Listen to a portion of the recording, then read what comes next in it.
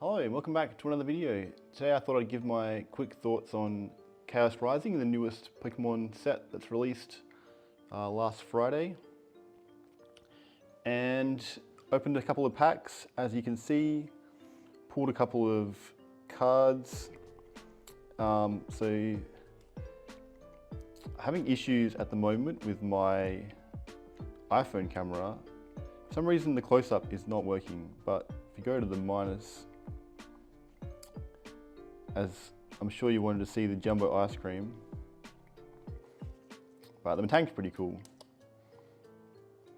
It's nice to get an illustration rare when you open like 1 or 2 packs. And the set itself, another small set. So only the 6 special illustration rares, 4 Pokemon special illustration rares. The Greninja obviously is the main pull of the set. My favorite, I think, is the Dragalge. I really like. I think it's pretty cool. But the set itself is just not super exciting. I think for me, the next set, Pitch Black, is going to be more interesting with Mega Darkrai. I think that'll be a pretty cool set. The whole market at the moment, for some reason, Pokemon has switched to these small sets, multiple small sets. And it means that, at least in Australia, we're finally seeing again a situation where you can actually buy Pokemon cards in store.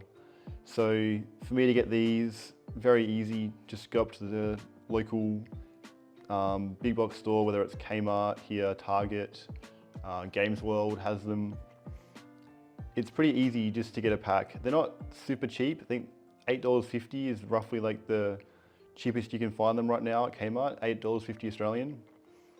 But it is possible to get cards again, and they still have perfect order in stock as well. So there's 2 sets now in stock, thanks to these small sets. Obviously stuff like Ascended Heroes is still going to be impossible to find. Other older stuff hasn't been reprinted. Booster boxes aren't getting reprinted for whatever reason. Personally, I think, as I've stated before, it's to ensure that packs get opened and not held as much in inventory. Sealed boxes are often what people want to invest in, and so if there's less sealed boxes being hoarded whenever there is a downturn, there'll be less supply to flood the market. And that way Pokemon can insulate themselves a little bit while still selling a lot of packs, a lot of Ascended Heroes packs, stuff like that. They're going to get opened. And the singles are still crazy expensive at the moment with the Mega Gengar, the Trikachu it's being called now. Even the Greninja is going for a lot obviously it's typical of what we've seen for the last couple of years, but for a set with such a low amount of special illustration rares, the price that Mega Greninja is really insane. And I don't think it's very sustainable. We're starting to see signs, I think, maybe now. PSA's now limited their value bulk sections, so you have to submit it at the higher tiers to actually get your card graded, which might slow down the system. They say they've got 10 million cards held back there, so once they eventually find their way to market, because most of them, the amount of people grading for personal collections now must be like less than 5–10% maybe of the total supply, and most people are grading to sell. And so if you think about 9 million cards hitting the market sometime in the next 6 months, it's unclear if there's going to actually be the demand to buy up that supply.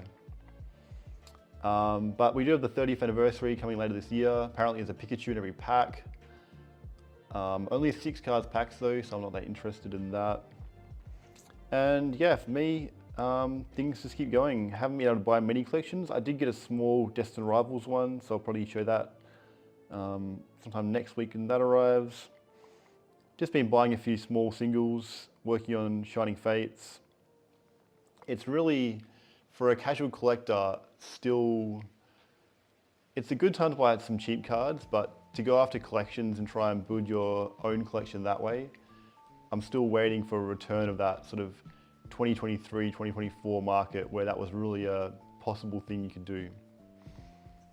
But In the meantime, thanks for watching, and I will see you later.